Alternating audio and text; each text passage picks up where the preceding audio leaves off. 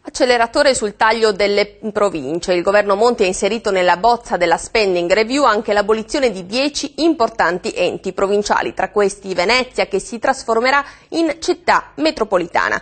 Ma vediamo come ha reagito il presidente della provincia, Francesca Zaccariotto.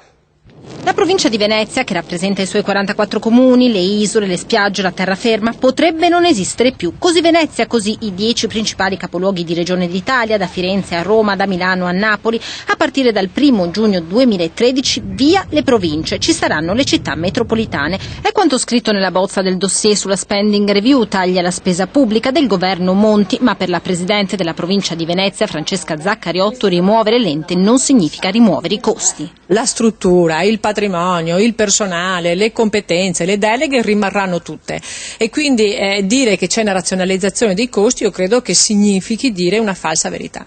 Resteranno i suoi 538 dipendenti, resteranno i 2 palazzi a Mestre a Venezia, a saltare sarà però la rappresentanza politica eletta dai cittadini, presidente, membri di giunta e consiglio, si risparmia sui loro stipendi. Si è verificato che il costo dell'apparato politico delle province è pari allo 0,1 a livello nazionale. La provincia di Venezia, assieme all'Unione delle Province d'Italia, è pronta al ricorso perché, dice la Zaccariotto, non si può cancellare con decreto legge un ente previsto dalla Costituzione.